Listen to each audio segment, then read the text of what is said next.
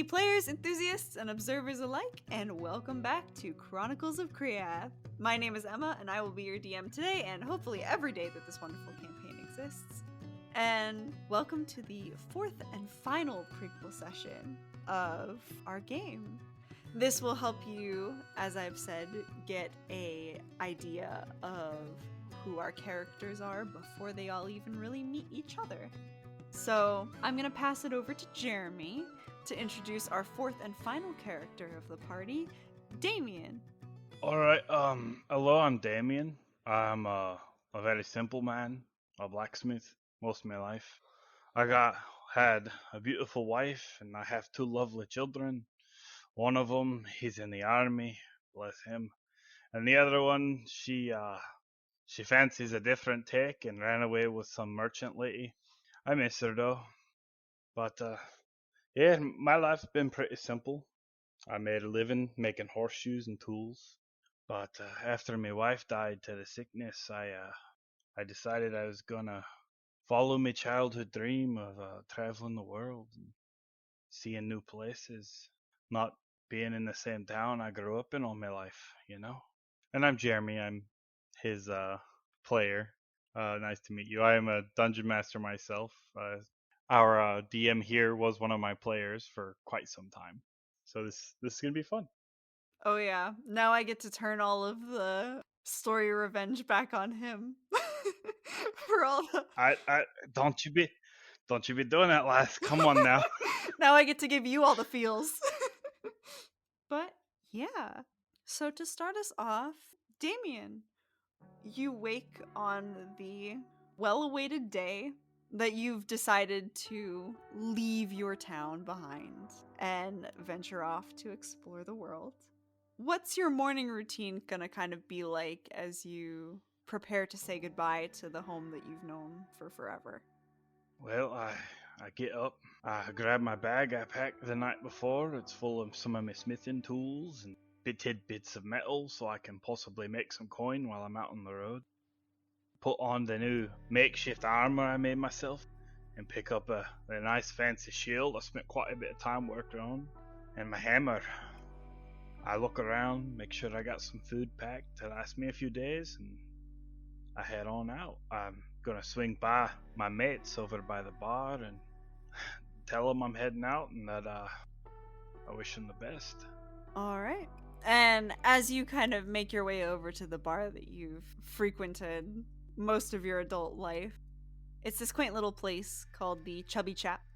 Has a funny little sign of like a what looks like a portly chef on the door that you smile at as always as you sort of push open the door to see your three mates, Jack, Martin, and Bartley, all sitting around the same circular table, sharing pints and complaining about their families.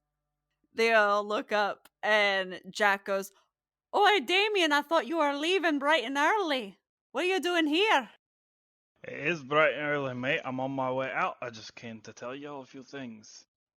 Jack, I left you some fresh tools in my house. You know the door ain't locked. Ain't nobody gonna use it while I'm gone anyways. Make sure you let Chubbs know I got him a new nice set of knives I made him. And there's a couple horseshoes for your horses. I'm gonna enjoy my time out here though. Oh, you better. So I wanted to see y'all off and have a drink with you before I leave. And Bart goes, "Well, absolutely. Sit on down, the drink's on me. Hey, chap!" And he gets up and sort of shouts for the bartender, who you all call by various nicknames of Chubbs, Chap, or Chaplin, which is his full name, depending on the various amounts of alcohol that you've consumed and how friendly he is the day that you've arrived there. But he kind of leans out the door and is like, "What do you want now?" "Oh, Damien, you're here. I'm guessing one last round for the boys before you head out on your adventure." That would be a plan. Oh, and hey, Chubbs, I got you a nice new set of knives inside my house on top of my junk. "Oh, well, that's mighty kind of you, Damien. I really appreciate it. Remind me to pay you back with a couple of pints whenever you get back and have some stories to share, huh?" Uh, will do. And he very quickly sets about pouring some new pints of ale, even though some of your friends are still nursing theirs. And Martin kind of leans over and goes, "So, where are you planning on heading first, lad?" Uh, I don't rightly know. I figured I'd follow the road to the first city I run into. You know me, I don't get out much. So, That's fair. and see where the wind take me, you know? Oh, but I thought, the wind told me your daughter planned on sending you something to sort of give you a guide. Did you not get a letter? Nah, not that I know of. Hmm. I go back and check once, but I don't think I got one. Not yet. Maybe Jerry's running a little late. Yeah, most likely. Well, if you don't get one before you set off, I'll have to go bother him at the post office and run my fat ass after you. Ha! Oh, I wouldn't do that, mate. With any luck, I'll be long gone by then, you know? Well, ain't got nothing better to do. Give me an excuse to get out of the house. Well, yeah, your lady and kids doing good. Yeah, they're doing fine. How's the lass? Oh, she's great. Getting used to having the kids are in their toddler phase, so they're trying to they've learned to be sweet to everybody else but throw tantrums when they're in the house, you know. It's Oh, I miss those days. When they're always pestering you, shaking your clothes, and daddy, daddy, or ma, and you know, running all over the house. Enjoy it while you can, mate. It's over all too soon. really cuz I'm about thinking I can't wait till they're up and out like yours are. You'll miss them when they're gone, trust me. Alright. Well, let's enjoy this drink for a bit. Starts like sipping down his mug, and he's like, "Only one for me, and then I'm gonna hit the road. I still need to keep my wits about me." All right, but if you change your mind, we're willing to buy you another. I appreciate, mate. He's gonna finish up his mug. Alrighty. And you sit there with your friends, shoot the shit for a little longer. They complain about the usual work, about their kids getting into trouble at school and whatnot. And then, as you finally finish your ale, a little blonde boy that looks to be about like 16, just started working, his name's Jerry, ducks into the bar, kind of nervously. And you see Chap kind of look up at him and go, "Jerry, you're not supposed to be in here." And he goes, "I know, Mr. Chaplin. Is Mr. Travers here?" That'd be me, boy. And he kind of looks, you can tell he's very uncomfortable being in here. It's like, you know, most of the moms of young boys will encourage their kids when they're sort of getting into their teenage years to stay away from the bar so they don't start drinking too young. So he's definitely one of the good little boys that, like, doesn't want to make his mom upset. And he goes, "You've got a letter here, sir?" And he walks over with like a little brown envelope and hands it to you, and it's got your daughter's handwriting addressed to Da. He just smiles at it and he's like, "Hey, boy, how old are you?" 15, sir. Hand him the rest of my mug that's mostly empty, and he's like, "Have a sip. You probably ain't gonna like it, but you'll get used to it." All right, mates, I'ma head out. And he kind of looks at it wide-eyed and is just like, I don't know, sir. My mom might be pretty mad." And like you see Martin Hey, kind of hey, lean over. lad, trust me. In the bar, the ladies don't know what happens here, and we don't tell them, right, boys? And they all nod and go, "Right." And they kind of like cheers their mugs. And the boy kind of very nervous, kind of clinks his glass against Martin's and brings it up to his lips, and then immediately as it like burns down his throat, starts coughing and is just like, "Oh, that, what is that?" That's mead, lad. You'll get used to it when you're older. I figured I'll let you have a taste now so you don't go trying to sneak one away whenever your ma ain't looking. Oh no, I would never do that, sir. I try to make Mama proud. And you do a damn fine job. All right, lad. Pat him on the head. You're a good boy. Stay a good boy. I head on out. Alrighty. Open the letter as I walk. And as you open it, you see a letter on fairly new looking parchment paper, along with what looks to be like a stack of brochures. They almost look like travel pamphlets that you would get in your typical like tourist stop. And the letter reads, "Hey da, heard that you're gonna be following your dreams and traveling the world and all that crap. Hope you're doing well out there and you've, as Ma would say, got some warm socks and enough food to keep you full. I figured I would help you out in picking the first destination and threw some travel pamphlets in there. And if you do decide to go to any of these places, I've got some contacts that can get you headed in the right direction. So enjoy your travels. Make sure to write every once in a while so I know where you are if I need to visit you. And talk to you soon."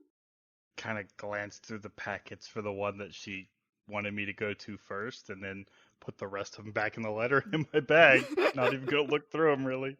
Like, oh, she worries too much. I'm a grown ass man, and she's my daughter. She shouldn't be like that. Damn lass. And you see the one with like the biggest note that she obviously wanted you to go to first is a pamphlet for the Sparkling Grove, which as you kind of leaf through it, it doesn't have too much. It's got like they're very nicely painted brochures, but it's got like painted pictures of like forests and like picturesque hiking trails, and it says something about if you reach a certain part of the forest, the forest will turn you back around by itself if it doesn't want you to come in. It's very strange, or at least it sounds it. Well, that sounds interesting. I might try to go look at that. Never heard of that before. And the note she left inside says that when you get to the port town, her friend Gary has a boat called the Mad Dog and will offer you passage. The Mad Dog. That does not sound like the kind of boat I want to get on. Oh, lass, what kind of people are you getting yourself attached to? Come on now. I'll raise you better than that. Well, let's go meet this Jerry. What was it, Jerry? Gary. Gary. Let's go meet this Gary friend and make sure he ain't got no bad ideas with my daughter or her wife. Mess him up good. It takes you about a good 3 hours walk to get to the port town of River Run, which is along the coast. It's more of a fishing town, but they do see some merchant ships come through every once in a while, so it's not too run down. But there isn't too much there, just like your typical tackle and bait shop, a little tavern, and the main feature is the docks. Well, I'll probably head on down to the docks and look for this Mad Dog Gary somewhere abouts. And you walk down to the docks, and after passing a couple smaller shipping vessels, you do see this bigger merchant ship and this portly man in his 40s that's got a shaved head and this very strange curled mustache but no beard. He looks very odd at first glance, but he's directing far more fit sailors as they load crates and boxes of various types onto the ship and carry some off and set them aside and whatnot. I'd approach him and be like, "Hey lad, I got a question for you. That depends who's asking. I'm looking for a Mad Dog Gary." Well, I'm Gary, but the Mad Dog's the name of me ship. Hmm. What you want? My daughter sent me to, said that you might give me passage. Oh, you're Lisa's da! That'd be me.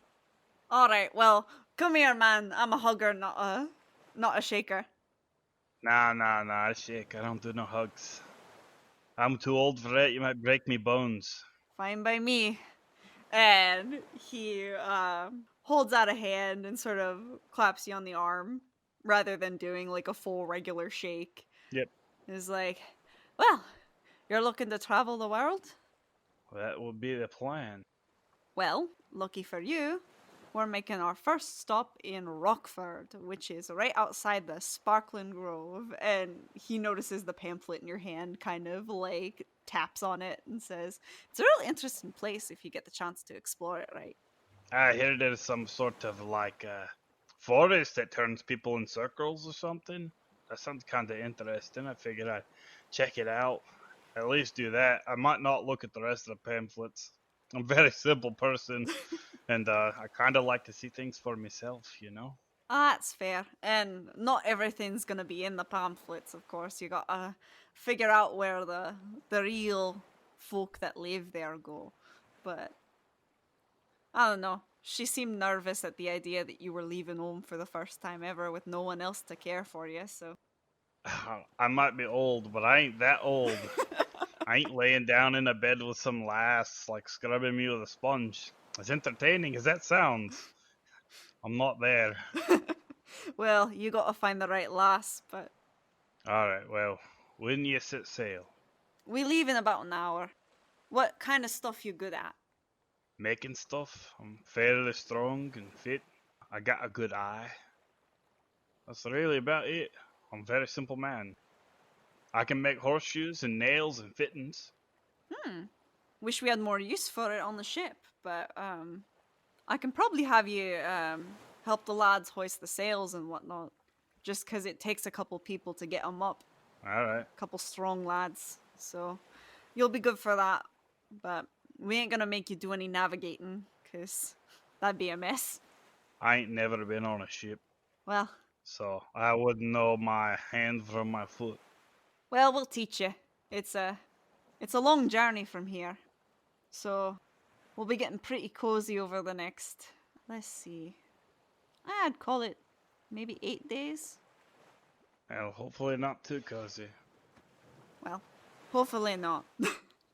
I think your daughter would have my hide if I tried anything. Well, that's a good thing. She is a bit protective of me, and I am a bit protective of her. So, That's good to hear. and not to mention me lad, me boy would skin a man alive if he touched his sister. Oh, yeah? Your son's in the army, right? Yeah, he's good boy, strong, works hard. I raised him well, I think. Well, good. There's not as many good lads around these days. A lot of them don't know where they learned their disrespect. Nothing a good smack can't fix. You're right there. And with that, he kind of pats your shoulder and is like, "Well, I'm gonna see if these kids can't get everything else loaded. Feel free to look around, have a drink on me before we set sail. Make sure to grab a bucket before, especially if you don't know if you get seasick. What is seasick? It means you're not used to the way the sea rocks the boat, and so you throw up a lot. Well, that don't sound too pleasant. Is that normal? You guys deal with that commonly. For some people, yes, especially on their first trip, but not always. So it really depends on what kind of person you are and how strong your stomach is. Oh, well, my wife said I had a strong stomach. I could eat just about anything she cooked, and she wasn't necessarily a great cook.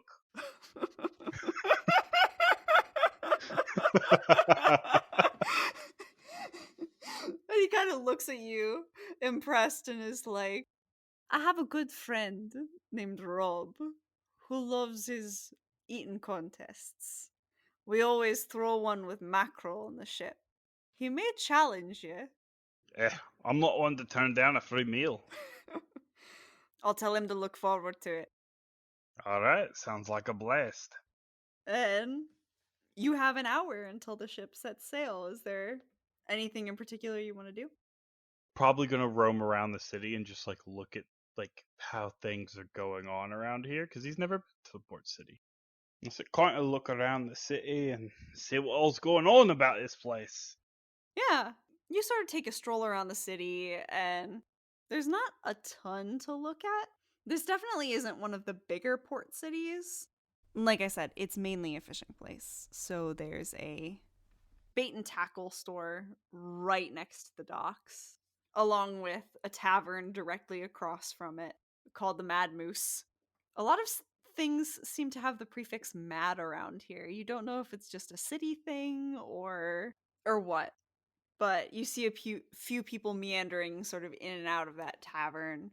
The houses are definitely interesting and different though, because you see, like, unlike the sort of single story hovels that you've been used to sort of living in your whole life in your little mountain town, some of these buildings have like 3 to 4 stories on them, and they seem to house a lot of people, as you see kind of droves of like families kind of leaving, dads to go to work, mothers with the children, you assume to drop them off at school, as it's now approaching sort of early morning.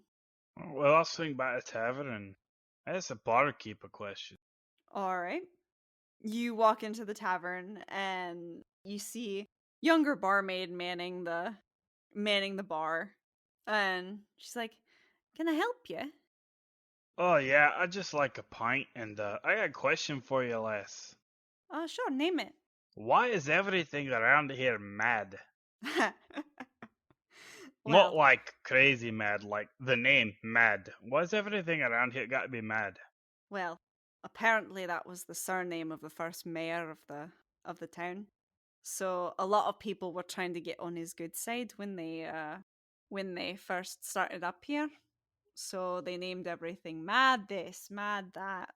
That, and some of the people around here like to think they're mad good fishermen, but seeing some of the catches they bring in, I wouldn't think so. And she slides you your pint. I feel really bad for that last mayor. I can't imagine if your last name was Mad. God, Martin Mad. It was an alliteration too.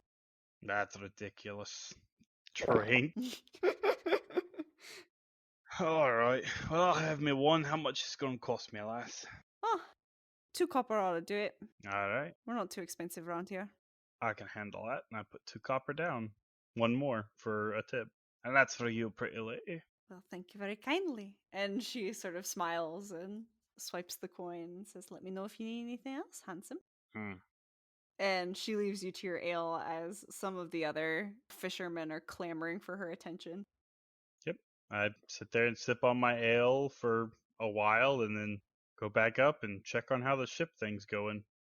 All right. And as you finish your ale and head off towards the ship, you watch as the last of some of the supplies that were needed for the voyage are loaded on. And Gary turns around and looks at you and goes, "Ah, Damian, perfect timing. We're about to get loaded up. Come on." Alright, let's see what this ship thing's about, eh? Indeed. And before you get on, he goes, "Oh, almost forgot." And he picks up a small bucket that was left purposefully on the dock and hands it to you and says, "In case you get seasick, What am I supposed to do with the bucket? you you get sick in it." You're saying the bucket's for if I blow chunks? Yeah. Oh, bloody hell. Alright, let's take a look around this place then. Trust me, you'll thank me later. And he starts kind of showing you around the ship. It's a pretty medium-sized merchant vessel with the storage separated off to the front of the ship and all of the crew quarters towards the back of the ship.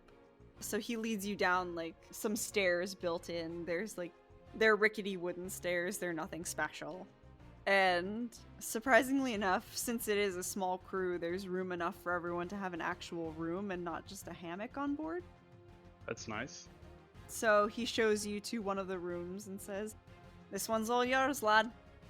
Alright, appreciate it. Enjoy." Kind of like get myself like comfortable, set things out, look at the picture I've got of like the painting I have for me and my wife and kids. What am I gonna do out here? Well, let's see if this 6C thing gets to me. And as you hear the captain calling out, "Hoist the sails! We're setting sail! Let's go!" And the boat begins to move. Go ahead and make me a Constitution save. Oh, I can do that. Constitution, eh? That's a 13. Alrighty. Yeah, you feel your stomach lurch a little bit, not used to like the rocking motion as the boat begins to drift away from the docks and off into the ocean. Okay. But you manage to hold the contents of your stomach. And just like, oh, blah, that's not normal. Head on up. He's like, maybe some fresh air do me some good. And you head up above deck and you watch as the land slowly starts to disappear from view, and soon you're left with nothing but open water and the sound of birds and the waves and the sound of the crew barking out. Well, the captain barking out orders and the crew following them. Just kind of look around, like, what is it? Oh, how can you ever just agree to go out in the water like this? It's all right. Well then, might as well get used to it. It's gonna take me a little over a week. Lad, what can I help with? And Gary kind of looks at you and goes, "Well, you can help tie off the sails if you want to." All right, how do I do that? Well, you take this rope and he hands it to you. You're gonna help Johnny here pull it as tight as it needs to be, and then you're gonna tie it off to this pole right here. And he points to like a wooden stake that. All right, that don't seem too difficult. All right, Johnny, you tell me when I pull it tight enough, yeah? Will do. And he says, "Pull." Pull. Yeah. Roll me a strength check, please. I don't know boat terms, Jeremy. I'm sorry. That is a 18. 18. Alrighty. Yeah, so you pull this sail as tight as it needs to be, and you watch as Johnny kind of wraps it around and he goes, "Do you know how to tie knots?" Nah, I can tie my shoes. That's about it. Then let me get this one. All right. And you watch as he ties a very complex knot to make sure that it stays taut. Afterwards, he kind of just leaves you there and walks off as Gary's like, "Not bad. So, did you manage to hold the contents of your stomach, or did the seasickness get you?" Nah, your 6C thing ain't got me yet. I think I'm holding on pretty good. Well, good to know. We'll have to see if that changes, we hit some rough waters. But What are rough waters? oh, sometimes storms blow in. Oh, I'm not looking forward to that one. Oh, you definitely shouldn't. It ain't fun. Sometimes the waves get big enough to crash over the front of the boat. It's kind of scary, but we'll have you stay below. Yeah, I'll make sure I'm not up here when that happens. Exactly. What y'all do for fun on this ship? Well, like I said, my friend Rob, he loves his eating or drinking contests, whichever you prefer. Though, depending on how many he has, we tend to try to ration the mead, because if you're not careful, it'll run out by day 2. And the only thing worse than bored sailors is sailors that can't get drunk. All right then. I guess I can try my hand at some of that. Help the time pass by quickly. Do you play any instruments? Nah, not particularly good at them. I mean, I tried my hand a few times, but not my fancy. Fair enough. Well, we have a couple players on this ship, so occasionally we try to hold dance parties when people can keep their balance or aren't too drunk to enjoy the music. I don't know. I'm not a good dancer either. I'm not very nimble. Well, neither is this old man, and he kind of pats his belly a little bit. It's like, we'll both embarrass ourselves together, trust me. All right, might as well. As you guys are standing there, one of the younger crew members comes over and is like, sir, we got a problem." Gary kind of pauses, looks down. "What kind of problem?" Uh, our anchor seems to be broken." "What do you mean?" And he kind of looks down at the guy like, "What do you mean broken? Shouldn't we have checked that before we set sail? How are we supposed to fix an anchor all the way out here?" Well, I mean, an anchor is just metal. I'm pretty good with metal. "Are you now?" I am a smith. "That's right. Lisa told me that. I just forgot until now. Well, why don't you take our smithy friend over to this broken anchor so that I don't see it and beat you silly? And you see his face kind of pale, and he just goes, "Yes, sir." Looks at you and goes, "Right this way, please." Go with him. And you see he's kind of like shaking in his boots as he like walks you towards the back of the boat where this anchor is sitting broken clean in half. Oh, that's not good. I don't take it you like fires on board, huh? Well, seeing as the boat's made of wood, not particularly. How you go about cooking? Well, we've got a stove downstairs. Eh, that might work. I just gotta get hot. We can do our best to help. Whatever'll fix this, because without it, well, we're all stuck on water. Ugh, all right. Yeah, show me where your cook is.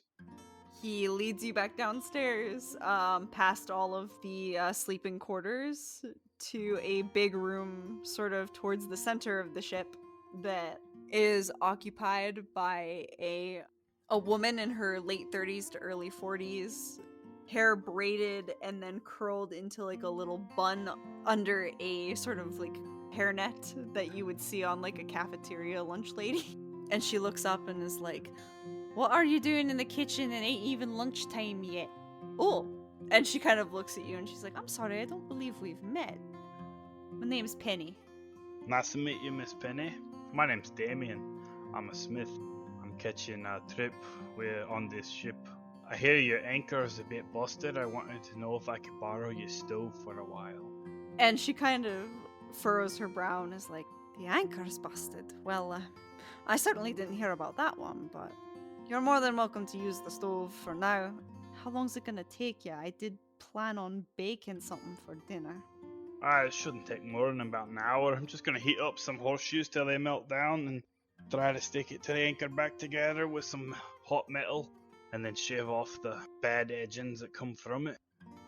Well, good luck to you on that one. Well, I've got some coal here if you need to get the stove any hotter. I'm gonna need you to get it pretty hot. Well, just let me know if you need anything. I'll be around. Alright, thank you. Alright, lad, I'm gonna need you to get some men to bring me them 2 pieces of that anchor. Alright, I'll find some strong men. And he rushes back up.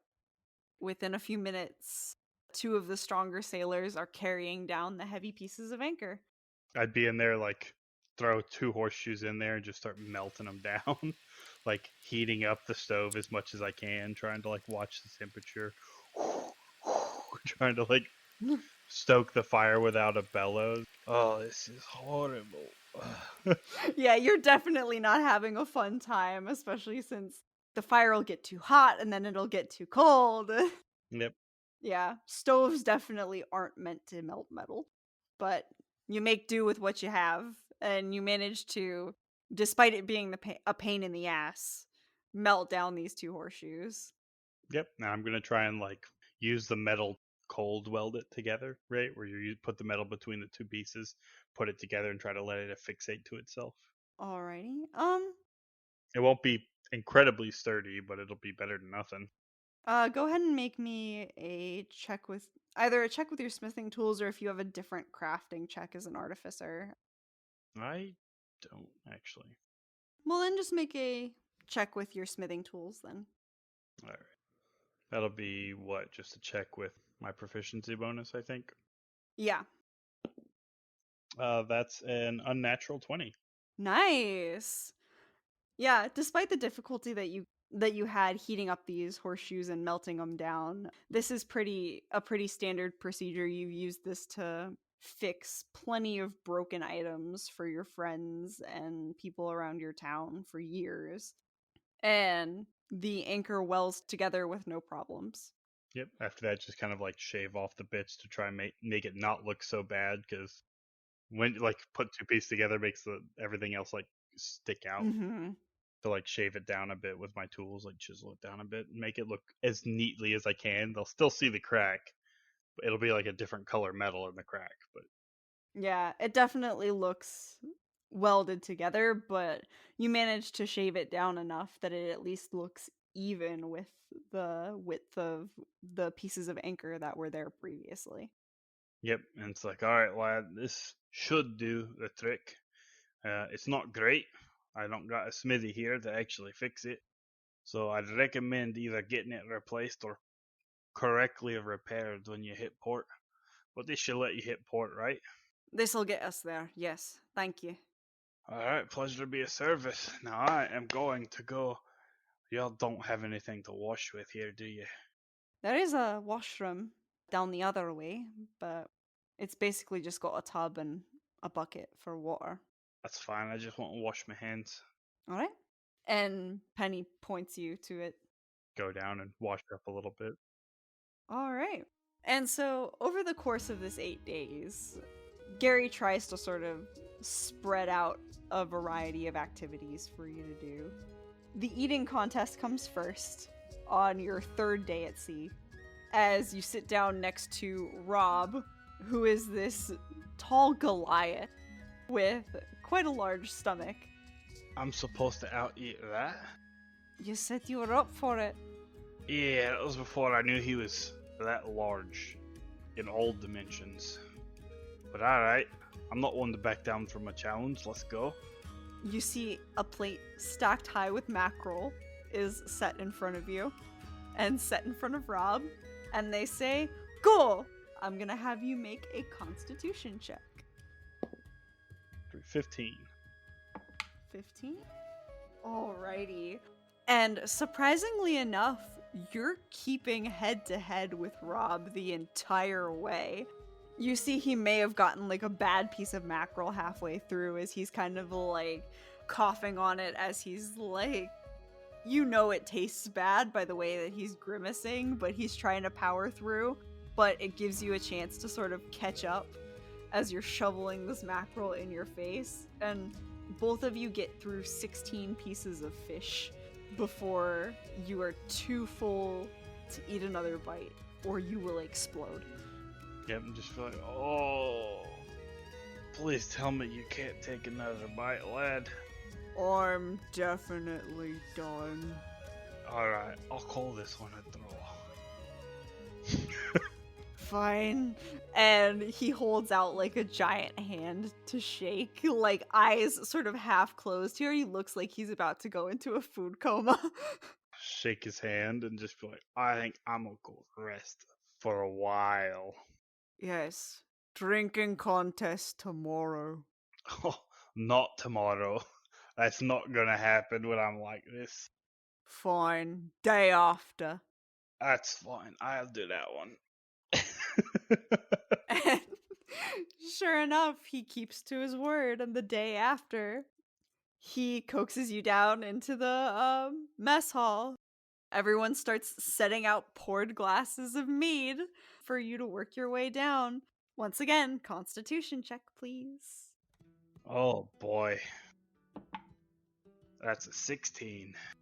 This time, Rob drinks you under the table, man. Just like, I can take another. Oh, this cup's empty. And as you're looking at it, trying to figure out where the hell the mead went, you see that while you're sort of... When you started, they had lined 12 pints up down the table. And you're on maybe your 6th or 7th. You can't tell anymore. But once again, trying to figure out where the hell the mead in this glass went, because you certainly didn't drink it. Rob is drinking down his last pint of mead, and he kind of looks at you and goes, "You want me to finish those for you?" Yeah, help yourself. Holy hell.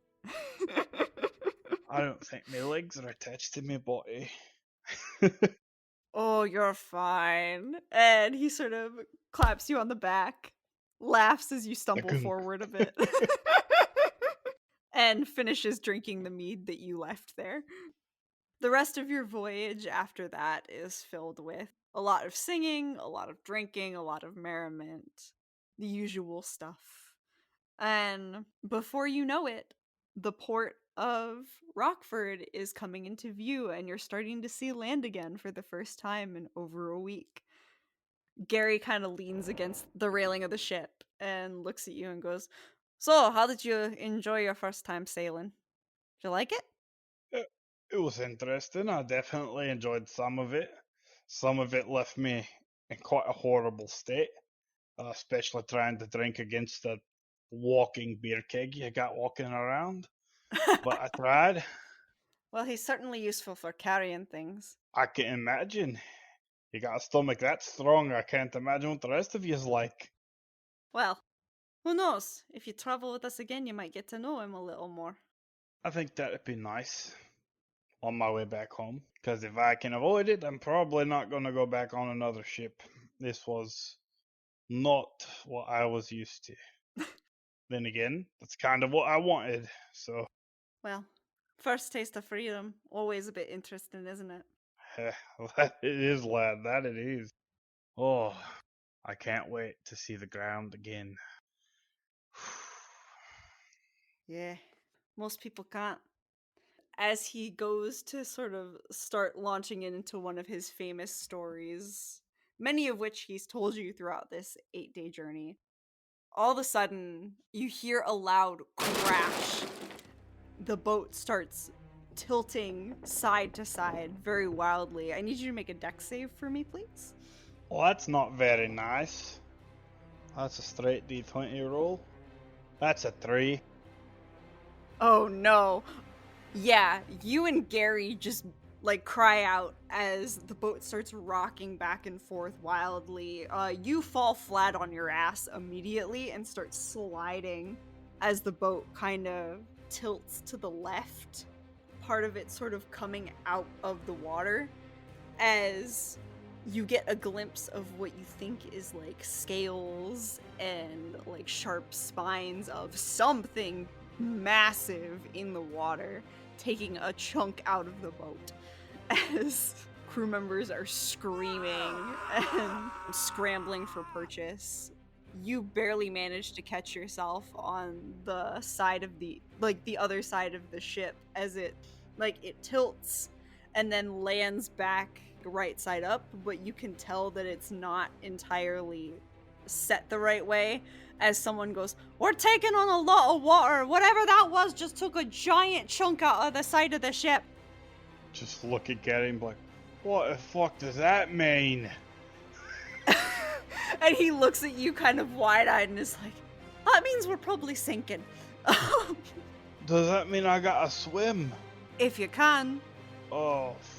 Or if we can find the life rafts in time. But as he says that, I need you to make another dex save as Oh no. you see what looks to be like a giant turtle essentially eat the nose of the ship and one of the crew members along with it. Oh no. Yeah, this That would be a natural one, Lassie. Not only am I bad at it, I'm really bad at it. Yeah. So last time you were lucky to sort of make purchase on the railing as the ship was tilted by this massive creature. This time, not so lucky, as the momentum of the ship tilting forward essentially slingshots you off the deck and into the water. There is no chance for foothold, and you're now treading water in the middle of the ocean, watching as this giant thing keeps taking bites out of the ship. Would I have any of my stuff on me since we were getting close to land? Yeah, he would have probably had you bring like your pack and everything up Okay. at that point, so you would have your belongings. I am in heavy armor in the water. Oh no. Good thing I am very good at athletics. I was gonna say, I have to think about it. I never thought about what check I would have you make to keep treading water. But athletics would probably make the most sense. Alright, that's a +6. I'm actually pretty good at it. No fucking way! That's another natural one. Oh god. My God.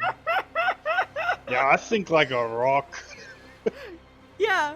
You don't even really have a chance to start paddling like you actually... You remember teaching your kids to swim in, like, the creek by your house, and it's pretty easy to tread water when you get into the deep parts there, but you definitely didn't do it in your heavy armor. You start sinking, fast. The boat disappears.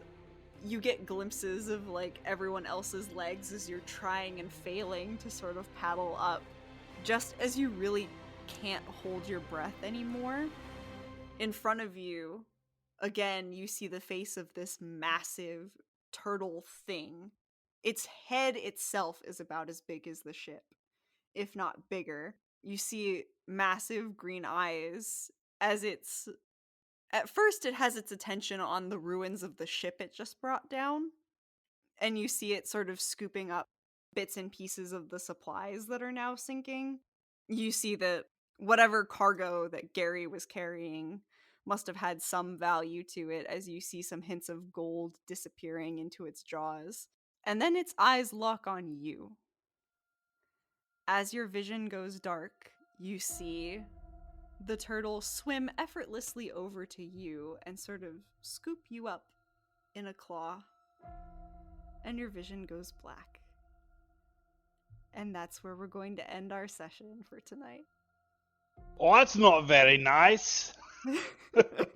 Leave you on a little cliffhanger before we get you to the party. The giant turtle just delivers me to the party. Gift. Well, you'll see. But thank you everyone for listening. I hope you enjoyed our last prequel session before the party sort of finds each other, though it'll be interesting to see how Damian gets out of this one. Thank you for listening to Damian's first and last session of the campaign. My bloody dice are against me. Oh, yeah. Oh man, 2 natural ones in a row. One more and it's instant death, right? Right.